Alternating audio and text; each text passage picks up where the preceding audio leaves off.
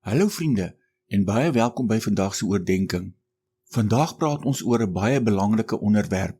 Ons leef in 'n tyd waar almal op soek is na waarheid, maar dit voel asof stemme van alle kante afskree om ons aandag te kry. Vandag hoor mens dikwels hoe mense, ook onder andere gewilde godsdienstleiers, beweer die Heilige Gees het vir my gesê. Stellings soos hierdie klink dalk baie vroom, maar dit laat 'n mens wonder, hoe weet ons wat werklik van God afkom? Ons skrifgedeelte vir vandag kom uit Johannes 16 vers 3, wat soos volg lees. Wanneer hy, die Gees van die waarheid, egter kom, sal hy julle in die hele waarheid lei. Wanneer ons hierdie woorde histories beskou, sien ons dat Jesus dit vir sy disippels gesê het net voor sy kruisiging. Jesus beloof die Heilige Gees nie net om hulle te vertroos nie, maar om God se openbaring aan hulle te voltooi.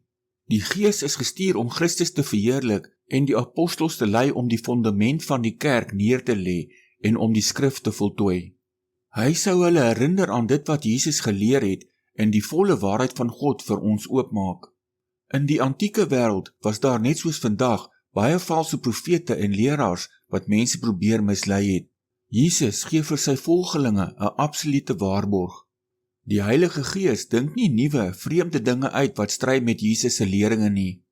Hy het die apostels gelei om Jesus se woorde te onthou, die dieper betekenis daarvan te ontvou en die volle waarheid van God vir ons in die skrif op te skryf.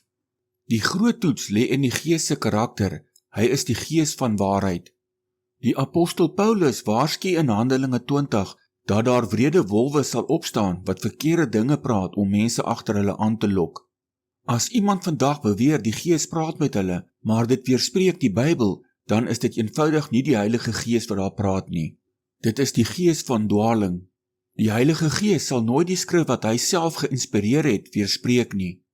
Wanneer valse leraars drome, gesigte of nuwe openbarings gebruik om volgelinge agter hulle aan te trek, praat hulle uit hulle eie menslike verstand, nie deur die Gees van God nie. Die Heilige Gees praat konsuis direk met hierdie mense, tog het hierdie selfde Heilige Gees, wat die Gees van die waarheid is, hulle skynbaar nog nooit tereggewys oor hulle foutiewe interpretasie van die Bybel nie. Dit kan mos nie die Heilige Gees van die Bybel wees wat met hulle gepraat het nie. Anders sou hy sy plig versuim het om hulle in die waarheid te lei en hulle te korrigeer. Hier is 'n skriftuurlike feit om onsself aan te herinner. Die Heilige Gees lei ons altyd na die woord toe, nooit weg van die woord af nie, en hy voeg niks niets by die Bybel nie.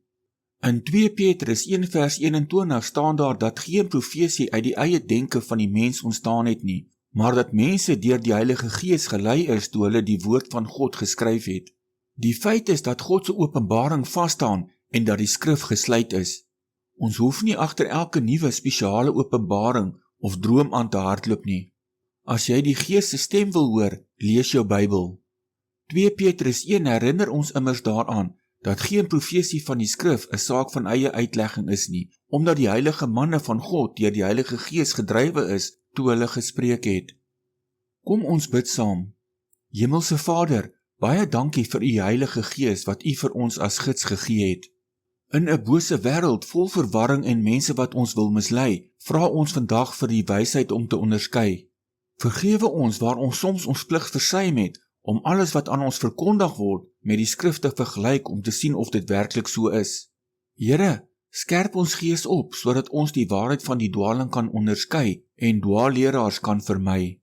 Laat u woord vir ons die finale gesag wees. Ons bid dat u ons sal bewaar teen valse leraars en dat ons stewig gewortel sal bly in die ewige waarheid soos wat dit in die skrif opgeteken staan. Ons vra dit in die naam van die Here Jesus Christus. Amen.